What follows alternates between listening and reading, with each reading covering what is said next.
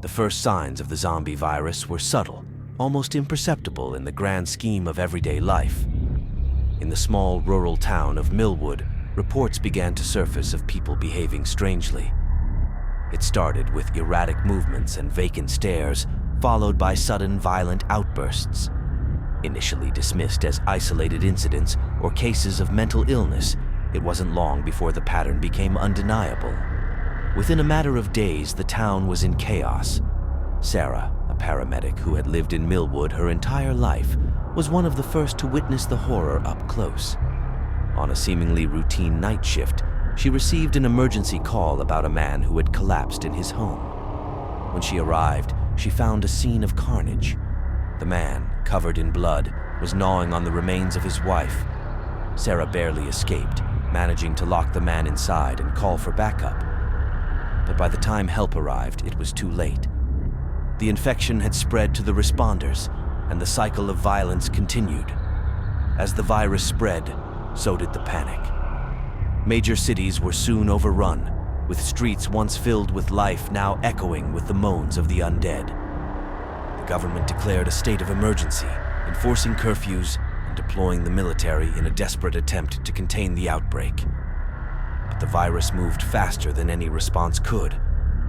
Sarah fled Millwood, narrowly escaping the chaos, and began her journey through a country descending into madness. In the midst of the turmoil, Sarah encountered Jake, an ex-Marine with a haunted past. Jake had been traveling alone, using his military training to navigate the dangers of this new world. He was wary of others, but when he saw Sarah fighting off a group of zombies with nothing but a crowbar and sheer determination, he decided to help.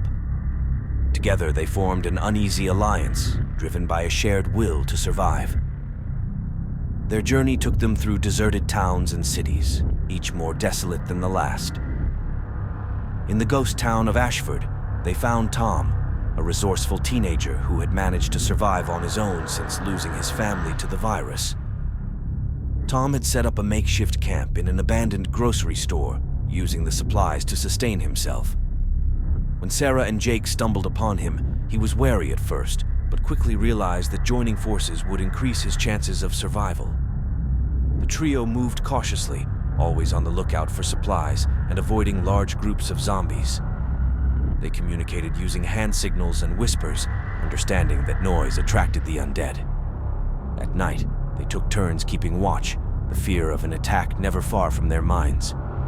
The world they once knew had transformed into a nightmare, where trust was a rare commodity, and every decision was a matter of life and death.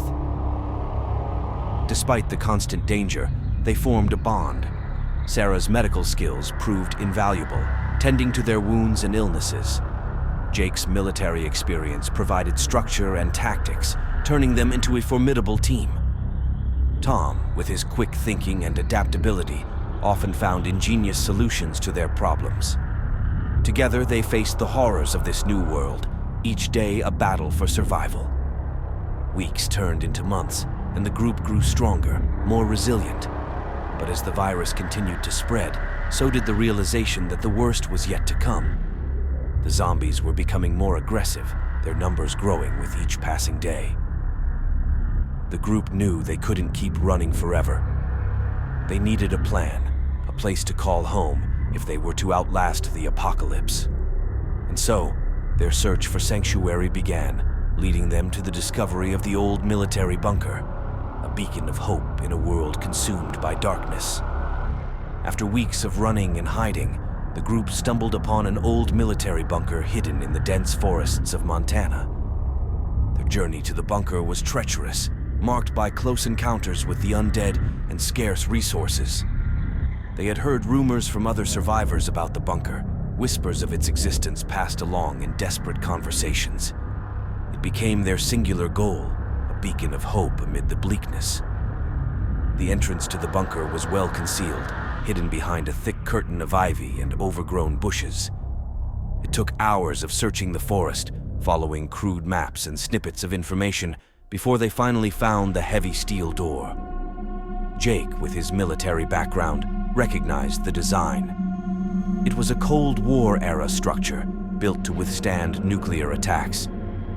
This gave them some comfort, knowing it was likely fortified against the dangers outside. The door groaned as it swung open, revealing a dark corridor that stretched into the earth. Flashlights in hand, they descended into the bunker, the air growing cooler and damper with each step. The place had an eerie stillness, untouched for decades. Yet it offered a sense of security they hadn't felt in a long time. Inside, they discovered a series of rooms connected by narrow hallways. The main living area was spacious, with metal bunk beds lined up against the walls and old military equipment scattered around. There was a control room with outdated communication devices, a kitchen stocked with expired but still edible canned food, and an armory with a modest supply of weapons and ammunition. Most importantly, the bunker had a working generator, providing them with electricity and a chance to live with some semblance of normalcy. Sarah, Jake, and Tom quickly set about making the bunker livable. Sarah focused on organizing the medical supplies she found, creating a makeshift infirmary. She knew that with the threat of infection always present, they needed to be prepared for any medical emergencies. Jake inspected the weapons, checking their condition and setting up a training schedule. He believed that in order to survive, everyone needed to be capable of defending themselves. Tom, with his knack for problem solving, worked on repairing the generator and ensuring their water supply was safe.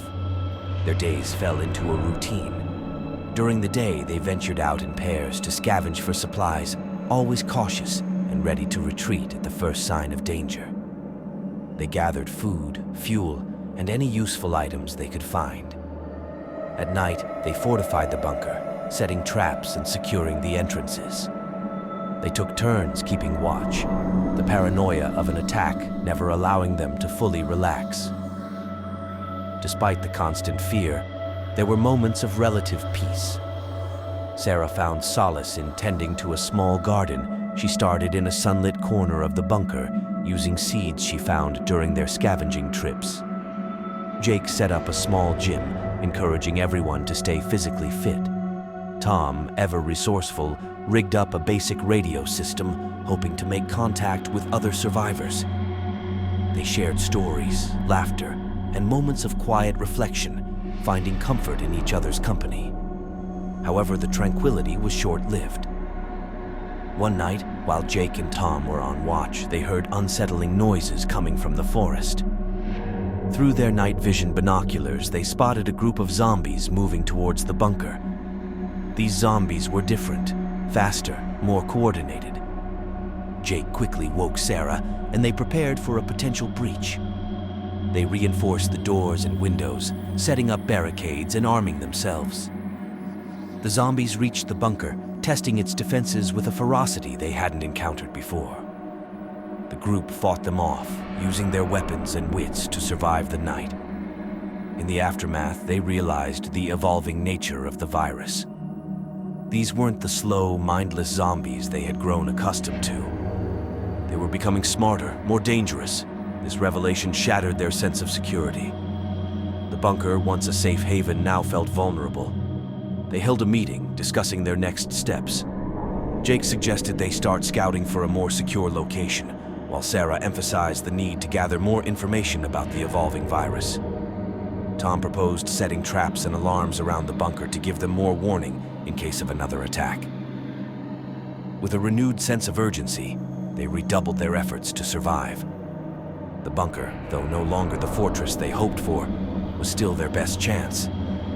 They knew the road ahead would be even more perilous, but they were determined to face whatever came their way, together. The attack on the bunker marked a turning point for the group. It was clear that the zombies were changing, evolving in ways they couldn't have imagined.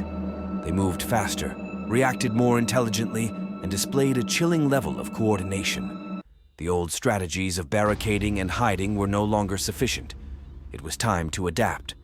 Jake took the lead, leveraging his military training to develop new defense tactics. He set up rigorous training sessions for everyone, focusing on hand-to-hand combat, weapons proficiency, and strategic planning. They fortified the bunker with new layers of security, more advanced traps, reinforced barriers, and an intricate alarm system to provide early warnings of approaching threats. Each day was a relentless cycle of preparation and vigilance. Sarah delved into researching the virus, hoping to understand its mutation. She examined the corpse of one of the evolved zombies they had managed to kill during the attack. What she found was disturbing. The virus had altered the zombie's brain, enhancing its motor skills and cognitive functions. These new zombies, dubbed runners, could plan rudimentary attacks and move with unprecedented speed and agility. Sarah documented her findings meticulously, hoping that this knowledge might one day lead to a solution, or at least a more effective means of defense. Tom, ever resourceful, worked on enhancing their surveillance and communication systems. He managed to rig up a network of cameras and motion sensors around the bunker, providing them with a 360-degree view of their surroundings. He also improved the radio system, hoping to establish contact with other survivor groups. His hope was that by sharing information and resources, they could better combat the evolving threat.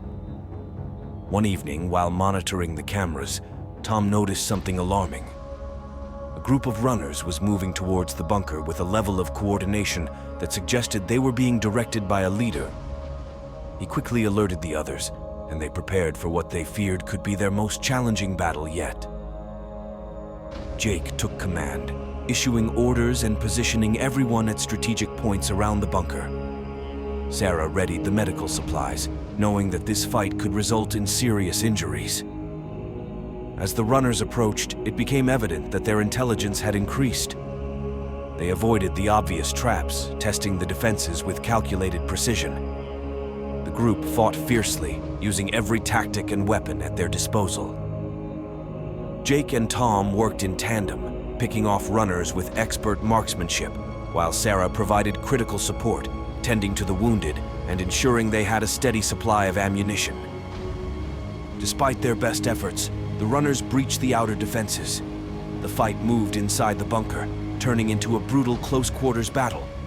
The group's training paid off as they managed to hold their ground, but it was clear that their position was no longer tenable. The runners were relentless, and the group knew that another attack could be their last. After hours of intense combat, the group finally managed to repel the runners, but the victory came at a high cost.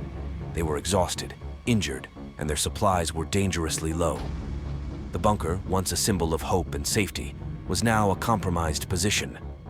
They gathered in the control room, bruised and bloodied, and made a critical decision. They could no longer stay in one place and hope for the best. It was time to find a more secure location, one that could withstand the evolving threat of the zombies. Sarah proposed they head towards the rumored fortified compound in the nearby mountains. She had heard of its existence from other survivors during their scavenging trips. Jake agreed, recognizing the strategic advantage of a more defensible position. Tom, though initially hesitant, understood the necessity of the move. They spent the next few days preparing for the journey, gathering what supplies they could carry and planning their route. Before leaving, they set the bunker to self-destruct, ensuring it wouldn't fall into the hands of the runners or any hostile human groups that might come across it. As they watched the bunker explode from a safe distance, they felt a mixture of sadness and determination. Their temporary haven was gone, but they had each other and the will to survive. Their journey to the mountains was fraught with danger. The runners were now a constant threat, forcing them to move quickly and stealthily. They encountered other survivor groups, some friendly and others hostile. They traded for supplies and information, always wary of betrayal. The landscape was a grim reminder of the world they had lost, with abandoned towns and cities overrun by the undead. One night, while camping in an old barn, they heard a radio transmission. It was faint and filled with static, but the message was clear. The fortified compound was real, and it was accepting survivors. The message gave them a renewed sense of purpose and urgency. They quickened their pace, navigating the treacherous terrain with newfound determination. As they neared the mountains, they encountered an obstacle, a large river that had to be crossed. The bridge was destroyed, and the river was too wide to swim. Tom, always resourceful, found an old boat half buried in the mud. They spent hours repairing it, all the while keeping watch for runners. Finally, they managed to cross the river, their hearts pounding with the fear of an ambush. On the other side, they were met with a welcoming party from the compound. The group, led by a former National Guard officer named Captain Miller, was well organized and heavily armed. They escorted Sarah, Jake, and Tom to the compound, a fortified enclave built into the side of the mountain. High walls, guard towers, and a secure perimeter made it a true stronghold against the undead. Inside, they found a community of survivors, all working together to rebuild some semblance of society. There were farmers, engineers, doctors, and soldiers, each contributing their skills to the collective good. The group was welcomed with open arms, and for the first time in months, they felt a sense of safety and belonging. Sarah shared her research on the evolving virus with the compound's medical team, hoping it would aid in their defense efforts. Jake joined the security detail, training the compound's inhabitants in combat and defense tactics. Tom continued to work on communication systems, establishing a network with other survivor enclaves. Despite the relative safety of the compound, they knew the threat of the runners was ever present. They remained vigilant, constantly improving their defenses and preparing for the next inevitable attack. But in this fortified compound, they found hope and the strength to continue fighting for a future free from the horrors of the zombie apocalypse. The fortified compound nestled in the mountains offered a brief respite, but it also presented a new set of challenges. The survivors knew that the runners, with their increasing intelligence and speed, would eventually find them. Under Captain Miller's leadership, they began transforming the compound into an impenetrable fortress, utilizing every resource and skill available. The compound itself was impressive, built into the side of a mountain and surrounded by high reinforced walls. Guard towers equipped with spotlights and sniper positions dotted the perimeter. Inside, a series of interconnected buildings housed living quarters, medical facilities, and workshops. The community of survivors worked tirelessly to ensure their sanctuary remained secure. Sarah, Jake, and Tom integrated seamlessly into this new life, each bringing their unique skills to bear. Sarah joined the medical team, her experience as a paramedic invaluable. She continued her research on the virus, hoping to find a way to slow or even halt the mutation process. The medical team worked around the clock, not only treating injuries but also preparing for potential outbreaks within the compound. Sarah's insights into the evolving nature of the virus helped them develop better protective measures and treatment protocols. Jake took a leadership role in the compound's security detail. He trained the residents in combat and defense tactics, emphasizing the importance of discipline and readiness. Under his guidance, the security team conducted regular drills and patrols, ensuring that everyone knew their role in the event of an attack. Jake also collaborated with the engineers to design and implement new defensive measures, such as automated turrets and reinforced gates. Tom continued to enhance the compound's communication and surveillance systems. He established a network of cameras and motion sensors around the perimeter, providing early warnings of any approaching threats. He also set up a central command center, where the security team could monitor the feeds and coordinate their responses. Additionally, Tom managed to establish radio contact with other survivor enclaves, creating a broader network of allies who could share information and resources. As the weeks turned into months, the compound thrived. Crops were planted, water sources secured, and power systems stabilized. The survivors developed a sense of normalcy, even forming schools and community events to foster a sense of unity. However, the underlying threat of the runners never faded. They knew an attack was inevitable, and they prepared relentlessly. One evening, as the sun dipped below the horizon, the alarms blared. The surveillance system detected a massive horde of runners advancing towards the compound. The scale of the attack was unprecedented, hundreds of zombies moving with terrifying speed and coordination. The runners had found them. Captain Miller quickly mobilized the compound's defenses. Jake took command of the security forces, issuing orders and positioning sharpshooters in the guard towers. Sarah and the medical team prepared for the onslaught, setting up triage stations and readying supplies. Tom monitored the surveillance feeds, providing real-time updates on the Horde's movements. The initial wave of runners hit the outer defenses with incredible force. The automated turrets sprang to life, mowing down the front ranks, but the sheer number of zombies was overwhelming. The runners tested the compound's defenses with calculated precision, probing for weaknesses. The survivors fought back with everything they had: firearms, explosives, and hand-to-hand combat. As the battle raged on, Jake noticed a disturbing pattern. The runners were targeting specific points in the defenses, attempting to breach the gates and walls. He realized they had to adapt their tactics or risk being overrun. He ordered the security team to focus their fire on the strategic points and deployed reinforcements to the most vulnerable areas. Tom, in the command center, identified a critical weakness in the runners' approach. Using the surveillance feeds, he discovered that the Horde was being directed by a small group of more intelligent zombies. He relayed this information to Jake, who immediately adjusted their strategy. The sharpshooters focused on taking out these leaders, disrupting the coordination of the Horde. The battle continued through the night. The runners breached the outer walls but were met with fierce resistance inside. Jake led a counteroffensive, using the element of surprise to push the zombies back. The survivors fought with a desperation born of necessity, knowing that failure meant certain death. As dawn broke, the tide of the battle began to turn. With their leaders eliminated and their numbers dwindling, the runners lost their coordination and became easier targets. The survivors, though exhausted and battered, pressed their advantage.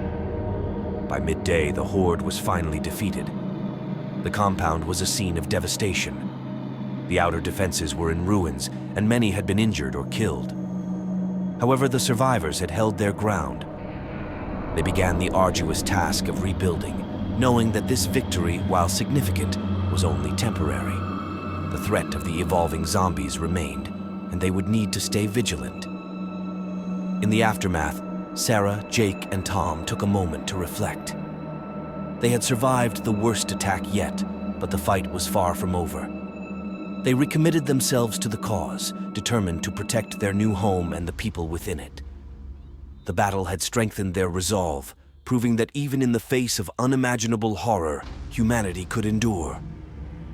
The survivors of the compound worked tirelessly to repair the damage and fortify their defenses. They knew that the runners would return, likely stronger and more cunning. But they also knew that they had each other, and as long as they stood together, they had a fighting chance. The final stand had been a test of their strength and unity, and they had emerged victorious. As they looked out over the rebuilt compound, a sense of hope flickered in their hearts. They had faced the darkness and survived. Now they would prepare for whatever came next, ready to defend their home and fight for a future free from the horrors of the zombie apocalypse.